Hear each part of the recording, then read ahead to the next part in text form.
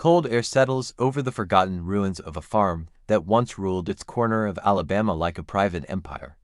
Records describe a place built on fear, where every dawn began with a bell and every night ended under the watchful eyes of men who treated cruelty as routine. But beneath that brutality lived a single man whose quiet strength unsettled the very masters who tried to break him. Witnesses say his stare alone could rattle seasoned overseers. Men swear his voice, low, steady, unwavering, carried something ancient in it, something they couldn't explain and absolutely feared. And when those same men dragged him into the courtyard one winter morning and burned him alive in front of his son, that fear became something else, something they should have listened to. Something that, months later, would come for them in a blaze they never saw coming. Because this isn't just a story of suffering, God, it's the story of a son who watched his father die and made every man responsible answer for it. If you enjoy deep dive documentaries that hit hard and refuse to look away, you're in the right place. Grab a drink, settle in, and make sure you're subscribed so you don't miss the next chapters. Stories like this aren't easy to tell or to hear, but they matter, and your support keeps them alive. The first thing men remembered about the warred place wasn't the fields or the house, but the bell.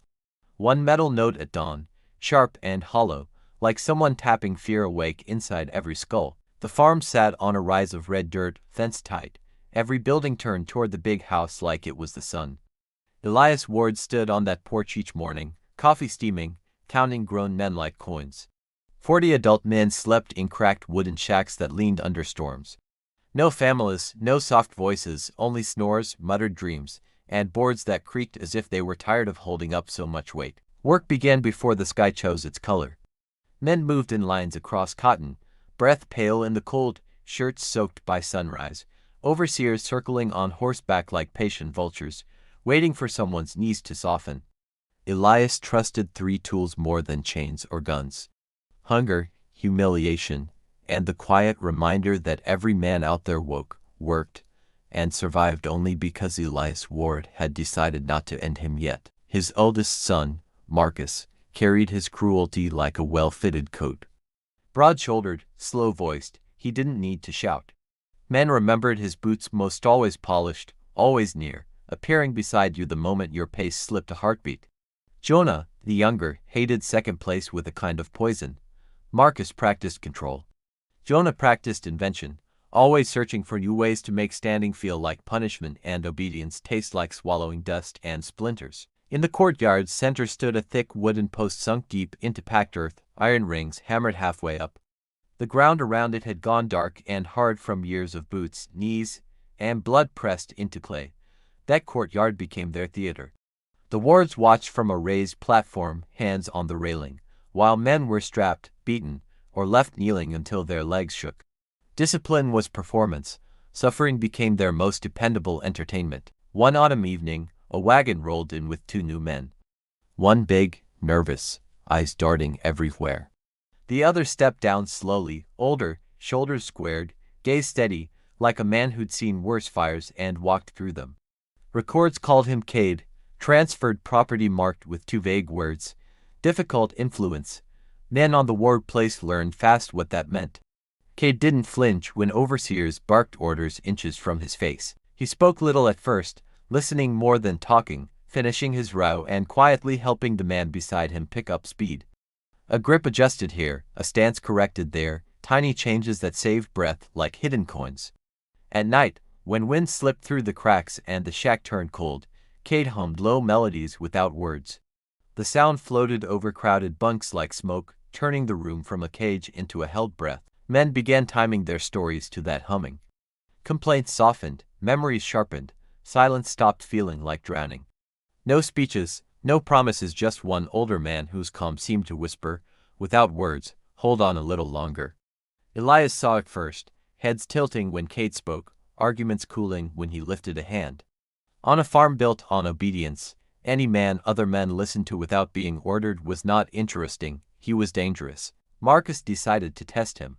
He ordered Cade to stand in the courtyard from sunrise to sunset, no water, no shade. Men were forced to watch while he baked under open sky, and overseers joked about stubborn old bones. Hour after hour, sweat cut tracks through dust on Cade's face. His legs shook, vision blurred, but he stayed upright. When Marcus finally waved him off at dusk, Cade walked away slowly, spine straight, eyes still level. That night, a sudden storm marched in without warning. Thunder rolled over the big house, and Jonah's favorite horse panicked in its stall, slamming a leg against the gates so hard the bone split like dry wood. By morning, the tail had already twisted. Marcus mentioned the storm near the quarters, eyes drifting toward Cade. "Man stands all day, sky throws a tantrum," he said lightly. A few overseers laughed. Several men stared at the ground. Cade said nothing. He bent back to work, hands moving, shoulders steady. The man closest swore they heard a thin line of words slide from his mouth in a language they didn't know, wrapped around a tired breath. After that, every misfortune started hunting for his shadow. A lantern shattered, untouched. A storehouse roof leaked in one wrong place. An overseer woke shaking, soaked in sweat, unable to explain the nightmare that clung to him. Jonah began tracking Cade like a hound, watching when he pointed out wild plants by the ditch or pressed cloth against another man's wound. Old knowledge from another life became, in nervous minds, something darker than simple medicine. One afternoon, a man's worn heart finally gave up in the field. He dropped in the row, gasping, eyes wide with surprise. Cade knelt beside him, hands firm on his chest, murmuring steady lines like instructions for letting go. The man didn't rise. By supper, whispers said Cade's words had called something that decided to stay. Fear, always hungry, chewed the truth down and left something easier to remember. Cade speaks, men fall. Cause, effect, simple. Elias listened to every version told within earshot of his porch, expression carved from stone. That night, according to later recollection, he told Marcus and Jonah one sentence. Fear works better when it has a name. They understood immediately. The enslaved woman who watched. They stopped calling Cade stubborn and started calling him dangerous. Visiting landowners nodded thoughtfully, confirming what Elias wanted confirmed. If grown men believed Cade carried something unseen, then his ending needed to drag that unseen thing into daylight. Cade's son, Dare, watched the net tighten in silence. A grown man himself, thick-armed and sharp-eyed, he'd inherited his father's calm but not his patience. Each insult, each rumor, he folded carefully and stored like sharpened nails. In the dark of the quarters, Dare asked why his father never cursed the words aloud. Cade, mending a torn sleeve, answered softly that his curses weren't for their ears at all, they were for remembering, for later. Winter slid in slow and mean, the bells sounded sharper, whips cracked louder, even laughter on the porch carried something strained. It felt like the whole farm was holding its breath, waiting for a blow nobody could quite see. Elias started hosting late-night talks with neighboring landowners about discipline. Men who'd ordered burnings before spoke calmly about spectacle. House and problems weren't solved by walls or work, but by endings so public no one dared question them afterward. At dawn the bell rang twice, a rare signal that pulled every man from his bunk with a cold knot in his stomach. 2 rings meant spectacle, and spectacle on the ward place never meant mercy. Frost clung to the fence rails, turning the whole courtyard pale, as if the land itself understood something irreversible was about to happen. Men filed in slowly, their boots crunching over frozen dirt scuffed by years of punishment. Marcus stood near the platform, arms crossed, jaw tight, pretending confidence he didn't feel. The courtyard smelled like bitter smoke from the night's embers, a reminder of fires lit for discipline, not warmth. Jonah paced behind the post, kicking at the hardened earth, too restless to stay still. He'd convinced himself Cade's silence was defiance, not caution, and that misreading would carve his own fate sooner than he expected. Elias appeared last, wrapped in a heavy coat, eyes colder than the morning frost. He carried the quiet certainty of a man who'd chosen a path and burned the bridge behind him before anyone else noticed. Cade was brought out between 2 overseers who looked more nervous than their prisoner. His steps were steady, shoulders square, the gait of a man walking towards something inevitable yet refusing to bow under its weight. Men in the crowd shifted uneasily as he passed, some lowering their eyes, some holding them. Cade nodded once, slow and deliberate, not as farewell, but as a reminder that fear didn't own him. Dare stood held back by 2 strong-armed men ordered to keep him still. His breath came in short bursts, each one tasting like iron. Rage tightened inside him, pulled thin but unbroken like forged wire. Marcus began the speech Elias had rehearsed for him. Words about order, discipline, danger, influence. He spoke loudly, but the wind stole half the sound, as if even the air refused to carry lies today. Jonah added his own claims, pointing at Cade whenever exaggeration improved the story. Men in the crowd exchanged glances. They'd seen men lie before, but rarely with this much sweat on their brows. Elias raised a hand for silence. His voice cut through the courtyard, plain and final. He declared Cade a threat to stability, an enemy of the ward order, and sentenced him to a cleansing fire. A murmur rolled through the crowd, heavy and strange. Not disbelief, just the sound grown men make when they're forced to watch what they know is wrong but cannot stop without dying first. Cade closed his eyes briefly, not from fear but from the weight of realization that his ending would become the beginning of something larger. When he opened them, the calm in his stare unsettled even Elias. The overseers tied him to the post with thick rope, looping around wrists and chest. Frost steamed off his skin in the cold air, rising in thin threads like smoke foreshadowing what was to come. Dare fought against the men restraining him until his shoulders ached. His voice tore from his throat, raw and cracking, calling his father's name with a desperation that shook even the hardest men watching. Cade's reply was quiet, steady, carried on a breath but somehow heard by every man present. "Stand," he said. "Just stand." A command, a blessing, and a warning wrapped into 3 simple words. Jonah lit the first torch, hands trembling despite his attempt to hide it. Flames crawled up the oilcloth, eager and hungry, throwing an amber glow across his face that exposed more fear than power. Marcus took the torch and lowered it to the base of the stacked wood. Fire caught quickly, licking upward, turning dry bark to crackling embers. Heat pressed outward in waves sharp enough to sting skin. Cade didn't scream when the fire climbed. Instead, he lifted his chin, eyes fixed on the men watching him, as if memorizing every face, not for vengeance, but for truth. That unsettled them most. Smoke curled around his body, rising past his shoulders like a dark crown. Some men turned away, unable to watch. Others forced themselves to look, knowing this moment would carve itself into memory forever. Dare fell to his knees, breath trapped somewhere between grief and fury. A man beside him whispered a prayer out of instinct, but Dare's fist tightened until his knuckles blanched, holding something colder than faith. Marcus watched the flames climb higher, sweat beading along his temples despite the cold. He expected fear from Cade, rebellion, begging anything that made sense, but the older man simply stared back.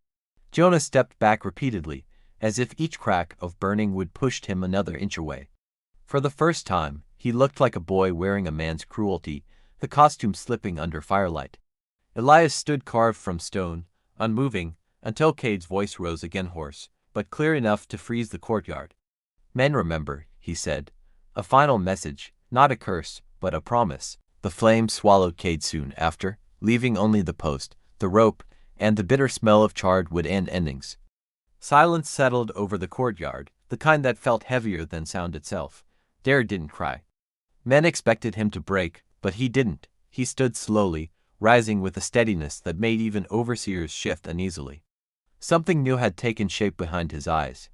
Elias dismissed the crowd, satisfied with the display of dominance. But as men drifted back to the fields, each step they took felt like walking away from a line that had been drawn without warning. By sundown, news had spread through every bunkhouse. Not just that Cade was dead, but that he hadn't bowed, hadn't begged, hadn't broken. And men whispered his name with a kind of quiet awe. Dare sat alone outside the quarters that night, eyes fixed on the dark outline of the burned post. He didn't pray, he didn't speak, he simply waited, letting grief harden into something sharper. In the big house, Elias tried to sleep and failed. Marcus replayed the stare he couldn't shake. Jonah woke sweating, haunted by Cade's calm. And outside, one man prepared to reshape all their fates, because the fire had ended a father, but it had created something else entirely. The morning after the fire settled into ashes, men woke with a strange tightness in their chests. Work began as usual, yet every motion carried the quiet weight of something shifting beneath the surface. Dare moved differently now, not louder, not reckless, just sharpened. He worked with mechanical precision, each task finished cleanly, leaving overseers uneasy. A man who'd lost everything but stood straighter than the day before terrified them. Elias watched from the porch, coffee untouched, sensing a pressure he couldn't name. Power he once commanded easily now felt heavier, as if the air itself resisted bending around him like it once had. Marcus patrolled the fields twice as often, boots kicking dust over footprints he swore looked too intentional. He kept glancing over his shoulder, expecting Dare's stare even when Dare wasn't there, especially then. Jonah started sleeping with a lantern burning beside his bed, blaming nightmares on cold air. But men noticed how often he woke gasping, wiping sweat from his face like someone hunted in his own mind. Whispers threaded through bunkhouses at night, not rebellion, not yet, but memory. Men spoke softly about Cade's composure, how he'd looked unbroken, unburned in spirit, how Dare carried that same iron under his skin. Dare never joined the whispers. He sat apart, sharpening tools slowly, the scrape of metal against stone echoing like a warning. Every man in the shack listened, knowing something important was being honed.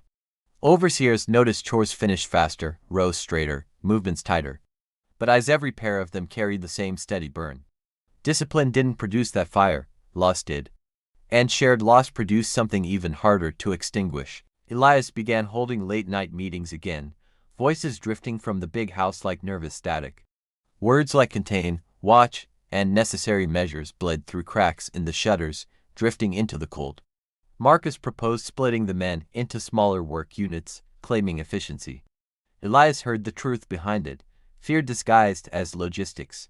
He approved anyway, desperate for control masquerading as leadership. Dare was reassigned to a distant field along the tree line, far from others. Overseers thought isolation would thin his resolve.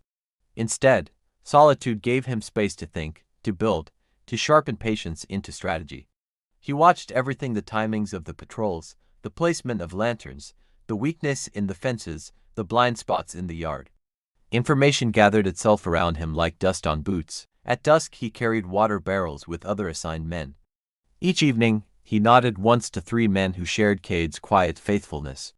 No words exchanged, only a mutual recognition carved from grief.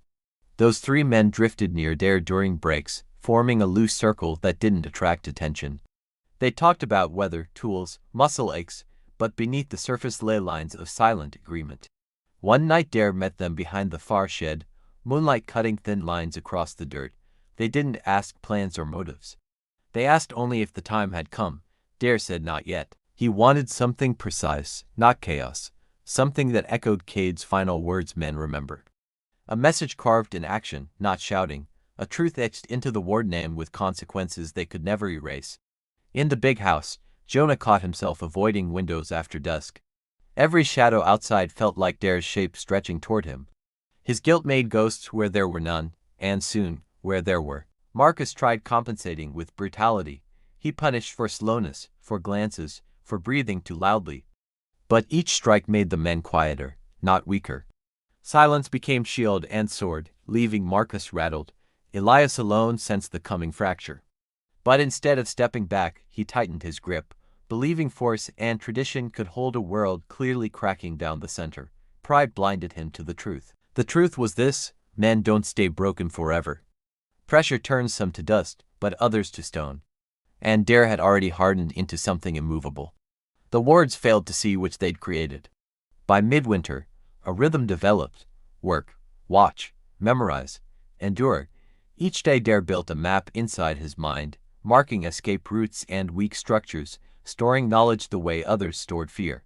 He found the feed shed's latch rusted thin, hinges soft from years of weather. He found the back corner of the smokehouse unguarded at dusk, shadows deep enough to disappear into. He learned the overseer's rotated lantern oiled to thin, flames shrinking around midnight.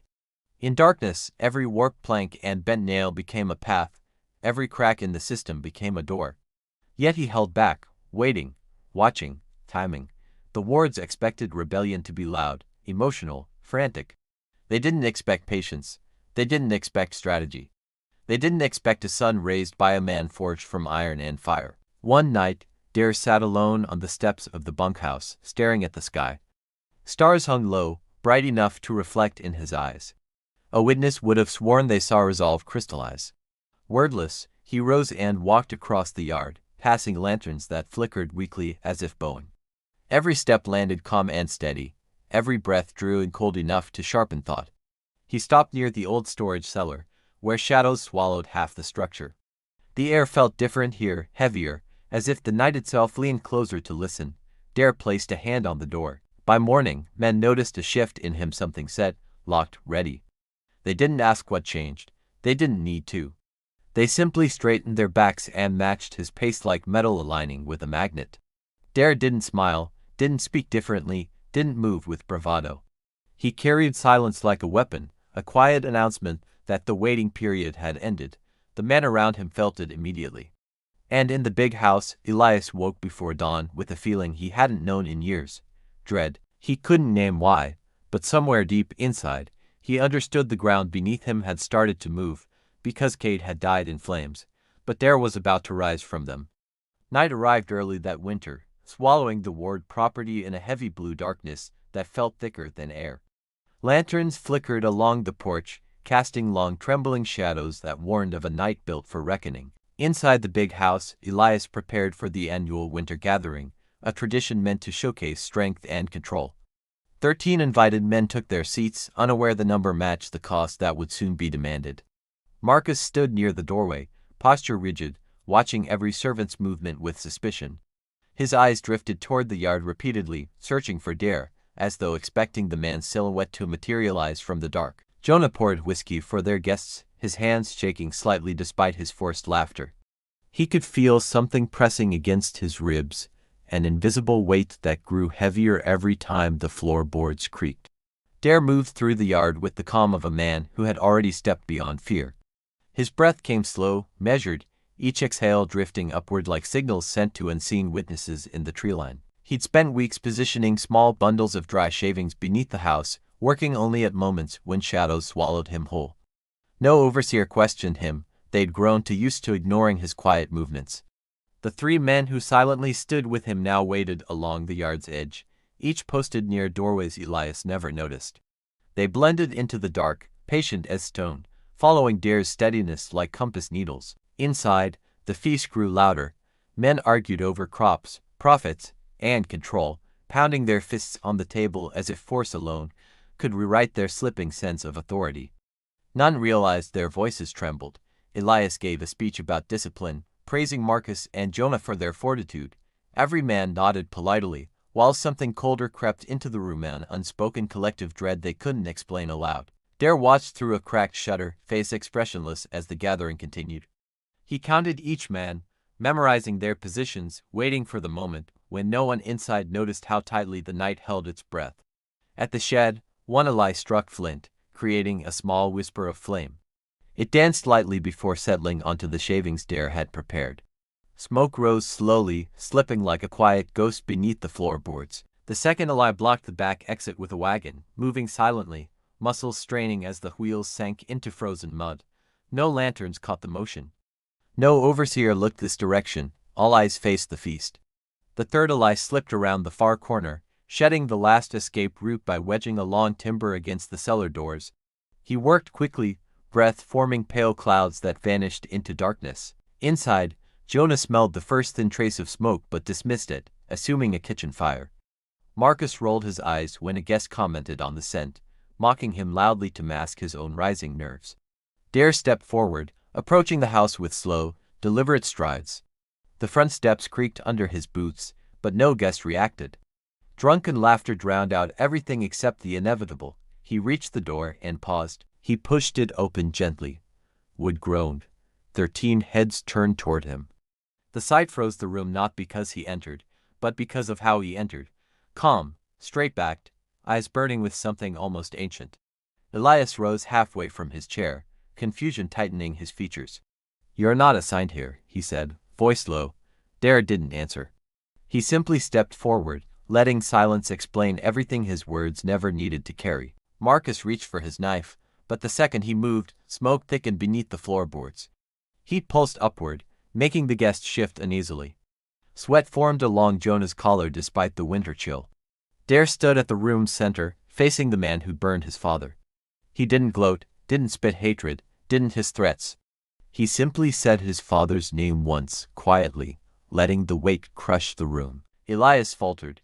Men who had broken others effortlessly suddenly looked small, pressed thin by the truth standing before them. Something primal told them they'd misjudged the quiet son who refused to bow. Crackles beneath the floor shifted to a roar. Flames crawled upward through the gaps, orange light staining the walls like rising dawn. Panic erupted. Chairs toppled. Boots scraped desperately against dry wood. The men rushed to the exits only to find them sealed. Shouts replaced confidence, fists hammered against barricaded doors, and fear gnawed through alcohol-blurred bravado. Every sound fed the fire's growing hunger.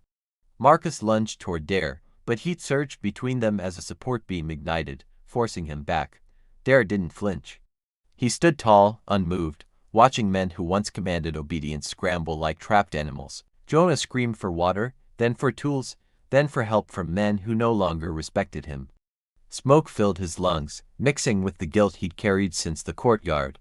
All of it caught fire inside him. Elias tried to rally order, shouting commands over the flames, but voices refused to obey. The house creaked violently beneath them, beams snapping, floors blistering as fire devoured wood long dried by decades of sun. Dare backed toward the doorway, giving himself distance but not escape. He stayed long enough to watch panic reach its climax, to see the fear his father had faced now reflected in every guilty pair of eyes. When the roar grew too fierce, he stepped outside, meeting the cold air with a steady breath. Flames burst from windows behind him, lighting the yard in wild gold as his allies retreated into shadows. The roof collapsed inward, sending sparks spiraling into the sky like burning stars. 13 silhouettes twisted in the firelight until they vanished one by one, erased by the judgment they once believed they controlled. Dare didn't run. He stood watching until the big house was nothing but embers collapsing into ash. Only then did he turn away, knowing he had walked through the same fire that once stole his father. By dawn, the Ward Empire was gone. Smoke drifted over the fields, settling on the dirt like a final verdict. The men who survived the night felt something lift a weight they had carried for far too long. Dare stood at the tree line, shoulders squared, watching the sun rise through smoke and ruin. He hadn't claimed victory, he'd claimed truth. A truth carved in flame, silence, and the unbreakable strength of a son who remembered. And for the first time in years, every surviving man on the Ward land breathed without waiting for a bootstep, a command, or a blow. The fire had ended a dynasty, but it had finally freed the living.